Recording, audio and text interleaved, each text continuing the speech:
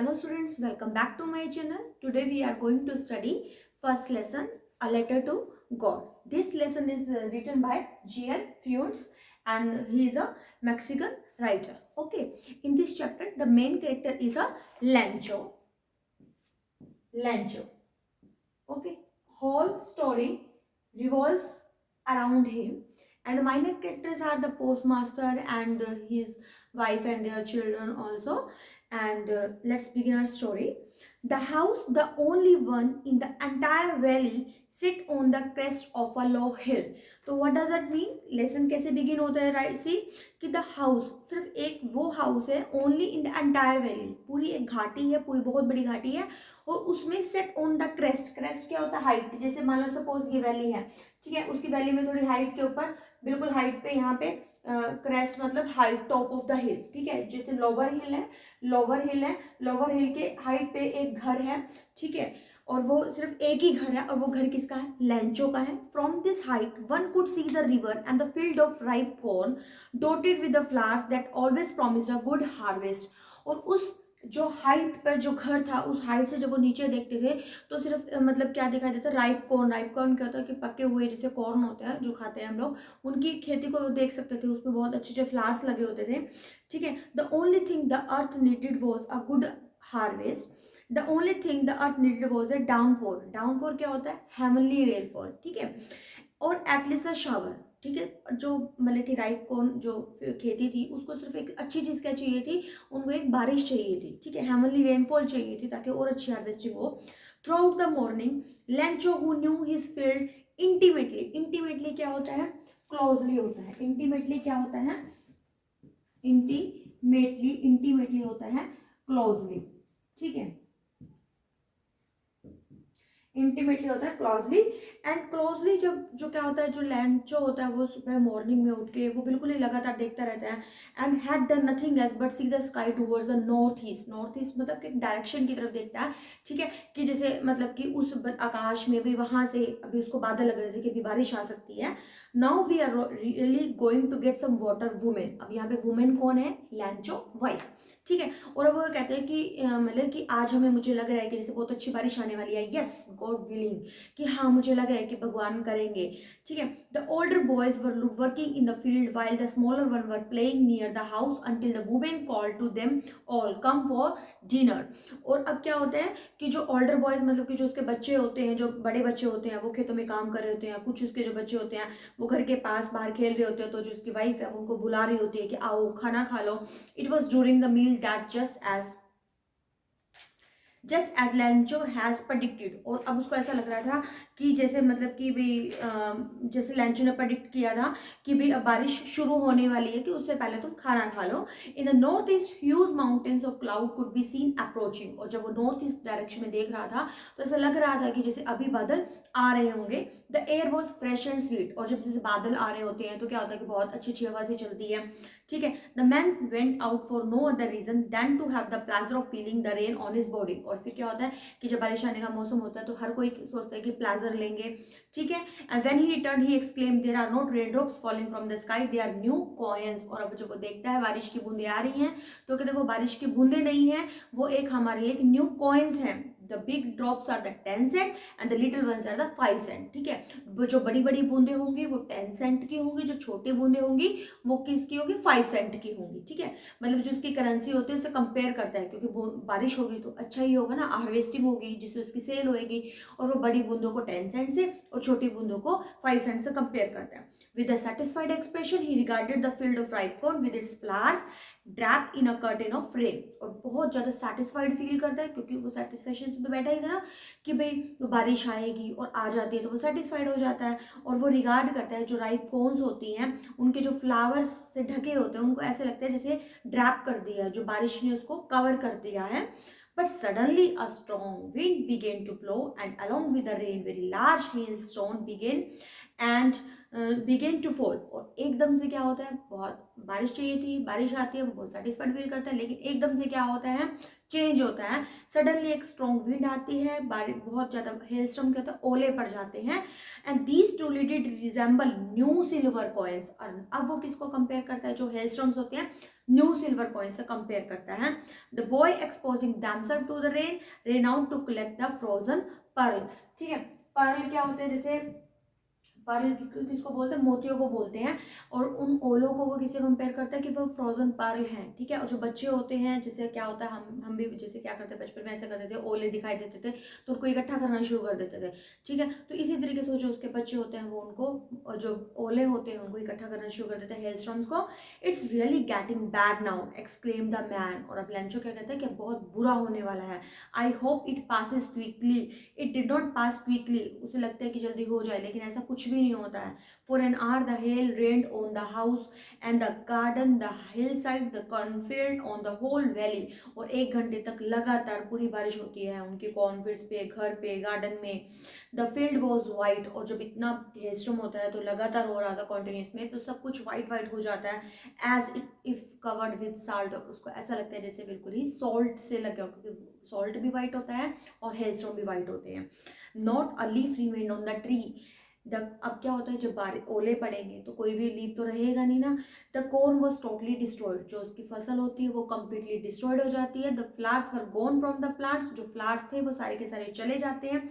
Lencho soul was filled with sadness. Lencho soul means Lencho का जो hurt होता है वो सैडनेस से भर जाता है। When the storm had passed, और जैसे स्टॉर्म चला जाता है, he stood in the middle of the field and said to his son, a plague of locust would have left more than this.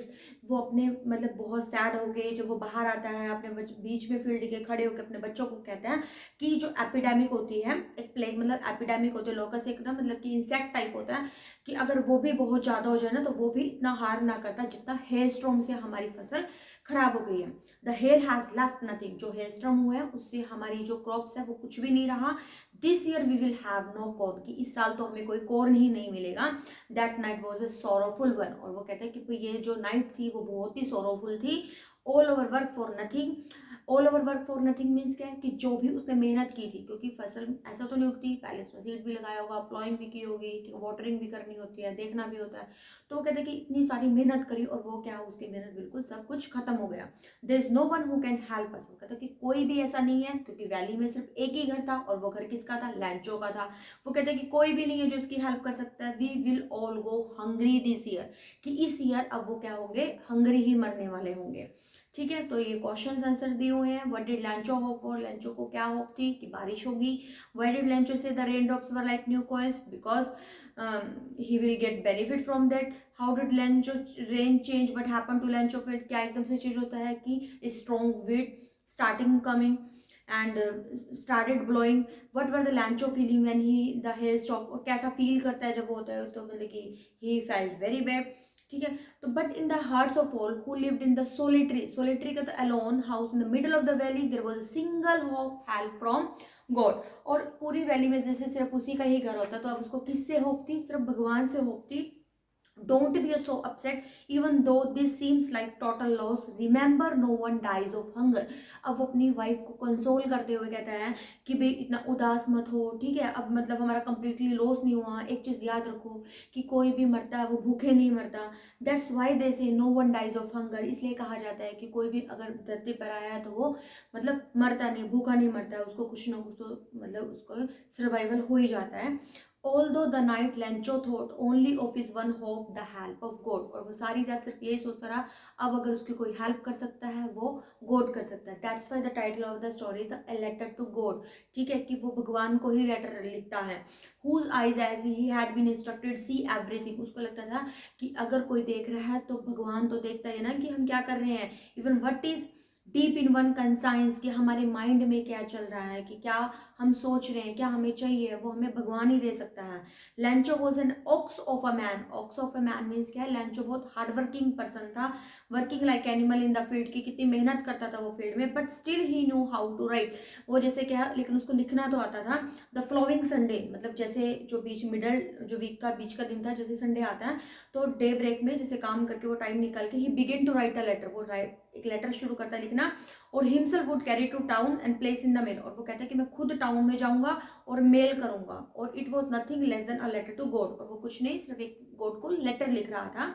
God, अब उसने किसको राइट किया, जैसे मैड्रेस लिखते हैं उसने लिखा God, he wrote, if you don't help me my family and I will go hungry this year, कि हे भगवान अगर आप मुझे हेल्प नहीं करोगे तो इस साल मैं और हमारा परिवार भूखा मर जाएगा। आई नीड 100 पैसे, ये आपको अमाउंट याद रखना है कि मुझे 100 पैसे चाहिए, ताकि वो अपनी फील्ड को दोबारा से सीड कर सके और अच्छी से लाइफ वो सर्वाइव कर सके, क्योंकि हेल स्टॉर्म लिखे डॉट डॉट है, मतलब जैसे वो स्टोरी है जो उसको पता ही है कि हेल स्टॉर्म की वजह से वो खत्म हो गई है। He wrote to God on the envelope, और एनवेलप के ऊपर वो गॉड लिखता है और लेटर वो मेल कर देता है। Still troubled went to town, और फिर भी वो ट्रबल्ड होता है कि टाउन में जाता है सेंड करने के लिए। At the post office he placed a stamp on the letter, और जैसे हम क्या करते हैं लेटर सेंड करते हैं तो उस पर स्टैम्प भी लगाते हैं, तो वो पोस्ट ऑफिस में जाता है, स्टैम्प लगाता है, dropped into the mail box, और जो लेटर होता है वो मेल बॉक्स में डाल देता है। One of the employees, who was a postman and also helped at the post office, went to his boss laughing heartily and showed him the letter to God. और उन्हीं employees में से एक जो कि पोस्टमैन था उसने हेल्प करी, ठीक है, और वो पोस्ट ऑफिस में, और वो अपने बॉस के पास जाता है हंसते हुए, वो दिखाता है अपने बॉस को, दिखाता है मतलब पोस्ट मास्टर को दिखाता है एक लेटर है भी गॉड की तरफ से।